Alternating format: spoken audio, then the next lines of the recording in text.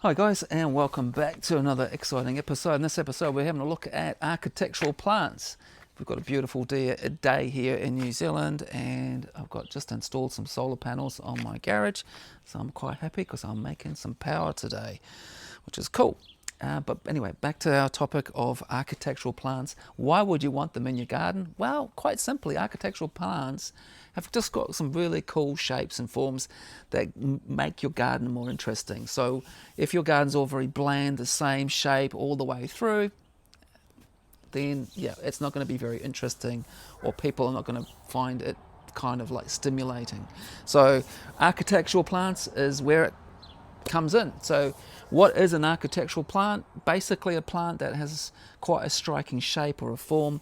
So spiky shapes or column shapes, those column conifers, or even palms with a column and then the fronds on the top, all very, very striking. So what I thought I'd do is we'd go through a bit of a list, starting from trees, going down to shrubs, see some really good eye-catching plants to make your garden really interesting. Yep. Okay. You ready, Benny? That's our little dog. He's a cross between a Jack Russell and a Shih Tzu. We call him he's a bit of a jack shit, but we don't. No, he didn't like that. Anyway, back to it. Okay. So some of the taller native ones. We'll go through first. So Cordyline Australis is the cabbage tree. It can be grown in a pot. It has a juvenile form, and then after its juvenile form, it sort of tends to sort of get multi-branched at the top. But yeah, very eye-catching, very iconic, New Zealand. And then we've got things like the Pseudopanix ferox, which is the lancewood, and it's got a very thin shape. Generally, you kind of want to plant a few of these because they're quite so thin, almost like sticks, and then leaves coming down with sort of thorns on. Again, juvenile form different. When they get bigger, forms a sort of more of a rounded head as it becomes a tree. You've got obviously the yuccas, different. There's one called yucca elephant types. It's now called yucca gigantea, which I've got in my garden. They can be a bit of a pest, but they do look quite striking. Amazing looking flower too. Kind of similar to cabbage trees, but different. We've got one of my favourites is Dracaena Draco, the dragon palm. Very sort of, again, it grows sort of like a single stem and leaves coming off. It's quite striking, but then it slightly changes its form, and it grows into a multi-branch but quite thick sort of branches. I really do quite like it. It's been used quite a bit, but it looks really good, especially by coastal plants, good for drought. And then you've got things like the tree aloe, very big tree, but so I probably wouldn't tend to use that very much in gardens. You've got things like different shapes now. You've got the conifer, thin sort of column types of conifers. That's the Cupressus sempervirens. There used to be one called Swain's Gold, and they used to be planted all over the place, but it's not so much planted now. People got sort of a bit sick of it, I think, and they tended to use sort of just planted in rows against the driveway because it would fit against those sort of driveways and never really looked that good. And they sort of get a bit shabby with age. But over in the Villa d'Este or Italian villas, it looks awesome, and you can have lots of these sort of conifers there. You don't want to, I guess, overdo it. I guess if you have too many eye-catching things, it can become like not so eye-catching. If you've got like 1,000 eye-catching things in your garden, it sort of confuses your vision, confuses you where you're looking. So you just want to sort of try and use them sparingly, so to create some interest and sort of to focus the eye. So I think generally at the end of, if you want to mark the point of a pathway, or if you just want to accentuate something, you can use them side by side in a sort of formal arrangement, but you've got to be careful. If you start doing that too much, you can sort of create a little bit of start to do a real formal garden. So other things that are often used are, other ones are thuya. The Thuias occidentalis pyramidalis is one of a smaller one, sort of rounded form, and there's another one in that same genus and species that's called smartscad. I think that's how you pronounce it. The Phoenix Canary, the Canary Island date palm. You see that used along driveways, outside, sort of bigger, sort of industrial or sort of like takeaways. They used to have them all the time at places like KFC and places like that in Manukau City, but not so much used now because a lot of some things like Canary Island date palm are actually considered a bit noxious now because they affect so they're on the sort of banned list of palms because their seed apparently spreads and it'll stop some of the New Zealand natives growing. So they reckon.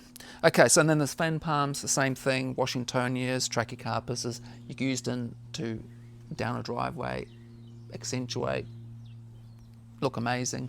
And then the last one of those big ones is Australian grass tree, the Xenothoria. So don't see too many of these, but they do look quite cool and quite amazing. Now in the smaller range, naturally looking, we've got Astelia, the silver spear, which grows up into sort of sharp, sort of spiky triangles, and then the leaves bend at the end. Looks quite amazing. The flaxes, the phormiums, there's a whole bunch of phormiums, from the Cookianum, which sort of have more droopier habits, to the Tenax, which are larger with bigger spikier leaves, and they are quite cool, and you can grow them in pots, obviously. And then because at the moment we're just talking about the shape and the form, but if you add colour there, like if you get a red flax or purpley flax, that can really sort of draw attention. So you get the sort of double whammy, the colour plus the shape.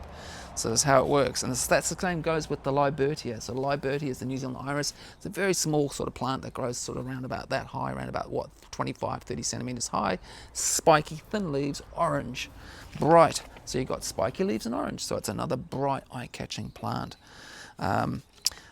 Totra, Podocarpus totra, there's the one called, I think it's Matapori blue, that they have in Botanic Gardens, and they've clipped that into some amazing shapes, and it looks quite cool. And this is what the other thing you can do. So if the plant grows into a fairly average, not so eye-catching shape, you can actually clip it into some amazing shapes. So Podocarpus totra, they've done a lot of topiary with that, and also one that they use a lot is into different shapes and do some really good topiary with is the Mullenbeckia. So Mullenbeckia astonii is used a lot, and that looks really cool as they've sort of shaped it. I think it's called blobbery. I think I heard that on the mid-sized garden video, which I was watching the other day, and it's blobbery and just creating blobs of things, or the cloud effect. So if you're talking about things like that, the cloud effect or making different shapes, in Europe and in the UK, they tend to use Taxus baccata. They used to use more box, but apparently the box is dying out because the box caterpillar and a blight have obliterated the box in the UK, which is pretty sad, because obviously we've got in New Zealand and Australia quite a bit of this, the box plants, so hopefully that doesn't come over here.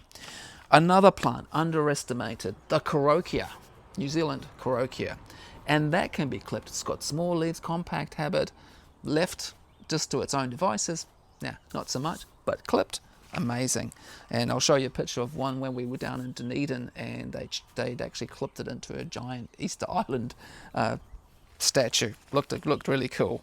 You've got the replacement for box in the UK is the box honeysuckle, which is the Lonicera nitida.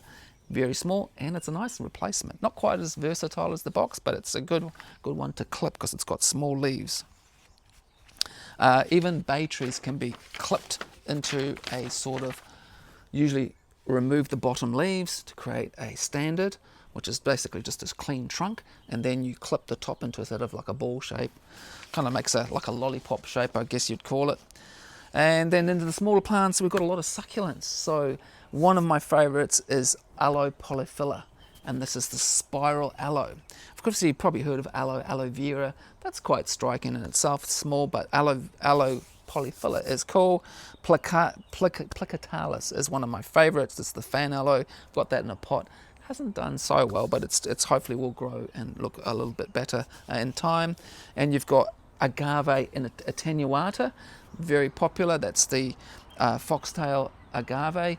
It's big grey leaves and quite fleshy looking. And in a really small version of it, we've got things like the Echeveria elegans and one called Black Prince, which also look quite cool in pots, and they do really good in pots, especially here. So you've got a whole selection there, guys, of different plants that you could use. You can put them in pots. You've got some plants that you can clip and make some cool topiary and ball shapes in your garden. And obviously one I forgot to mention about the ball shapes is a couple of good natives. Pittosporum tom thumb grows naturally into sort of a ball. With a light clipping, gets even to be more of a symmetrical ball. And another one, Hebe Topiary, or like basically Topiary be like Topiary. It grows into a grey silver ball, and it's quite nice. Good in your garden. I've actually just bought one and popped it in a pot, and hopefully I'm going to get something that looks a little bit sort of round and spherical looking. Okay guys, we're going to leave it there. Hopefully we'll catch up in the next video. We'll see you next time.